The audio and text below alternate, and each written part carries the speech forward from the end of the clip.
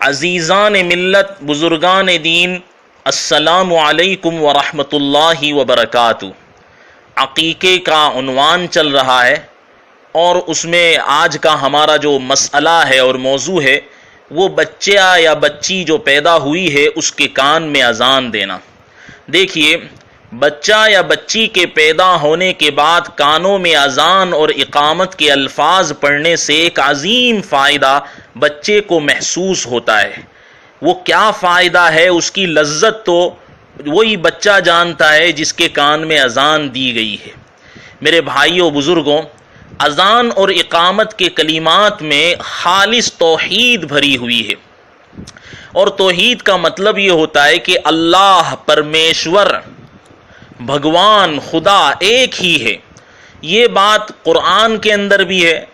دوسری مذہبی کتابیں ہیں، گیتا، وید، پران، اس میں بھی ہے، اور یہی بات جو ہے اذان اور اقامت کے کلمات کے اندر بھی ہے۔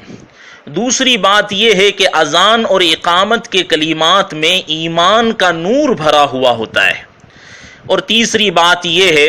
کہ ان کلمات میں اسلام کا ایک اہم رکن یعنی نماز کی دعوت بھی ہے۔ نماز کسے کہتے ہیں اسے بھی سمجھ لیجئے۔ نماز ایک مخصوص حالت میں آ کر اللہ رب العزت کے سامنے سر جھکا دینے کو نماز کہا جاتا ہے۔ جب ہم اذان اور اقامت کے کلمات بچے کے کان میں پڑھیں گے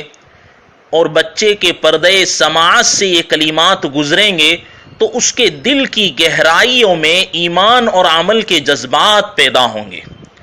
اور اس کا نتیجہ اور فائدہ یہ ہوگا کہ سماج میں اور سوسائٹی میں اور دیش میں ایسا بچہ ایک اچھا انسان بن کر کے سامنے آئے گا،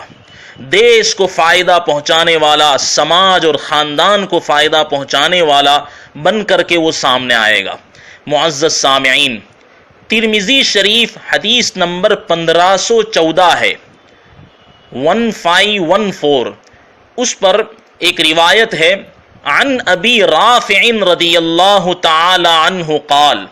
حضرت ابو رافع رضی اللہ تعالی عنہ سے روایت ہے، وہ فرماتے ہیں، رأیت رسول اللہ صلی اللہ علیہ وسلم، میں نے نبی کریم صلی اللہ تعالی علیہ وآلہ وسلم کو دیکھا،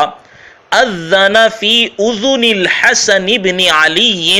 حین ولدتہ فاطمۃ بالصلاۃ، کہ پیارے آقا سرور عالم صلی اللہ تعالی علیہ وآلہ وسلم نے اپنے داماد حضرت علی کے بیٹے حضرت حسن رضی اللہ تعالی عنہ کے کانوں میں اذان دی جس وقت کہ فاطمہ نے حضرت حسن کو پیدا کیا، یعنی فاطمہ سے جب ان کی پیدائش ہوئی۔ اب اس حدیث مبارکہ سے یہ بھی سمجھ میں آیا کہ پیدائش کے فوراً بعد اذان دے دینی چاہیے، دیر نہیں لگانی چاہیے، یہ بات سمجھ میں آئی۔ آگے دیکھیے، حضرت ملا علی قاری رحمۃ اللہ علیہ، ان کی کتاب ہے مرقات المفاتیح، یہ بک کا نام ہے، کتاب کا نام ہے، اس کے chapter number 8 page number 81 number پر وہ لکھتے ہیں، والمعنی اذن، یعنی حدیث میں جو اذن کا لفظ آیا ہے اس کا مطلب بمثل اذان الصلاۃ، نماز کی اذان مراد ہے، یعنی جو اذان آپ صلی اللہ علیہ وسلم نے دی ہے وہ وہی اذان تھی جو نماز کی اذان ہوتی ہے۔ وَهَذَا يَدُلُّ عَلَى سُنِّيَّةِ الْأَذَانِ فِي أُذُنِ الْمَوْلُودِ، پیدا ہونے والے بچے کے کانوں میں اذان کے مسنون ہونے پر یہ آپ صلی اللہ علیہ وسلم کا یہ عمل دلالت کرتا ہے۔ معلوم ہوا کہ پیدائشی بچے کے کان کے اندر اذان دینا یہ مسنون ہے، سنت ہے۔ پھر وہ آگے لکھتے ہیں، وفی شرح السنتی، شرح السنہ میں ایک روایت ہے، روی ان عمر بن عبد العزیز رضی اللہ عنہ، حضرت عمر ابن عبد العزیز رضی اللہ تعالی عنہ، کان یؤذن فی الیمنی ویقیم فی الیسری اذا ولد الصبی، کہ حضرت عمر ابن عبد العزیز رضی اللہ تعالی عنہ پیدا ہونے والے بچہ، جب بچہ پیدا ہوتا تھا تو اس کے داہنے کان میں سیدھے نمبر والے کان میں رائٹ کان میں وہ اذان دیتے تھے اور بائیں کان میں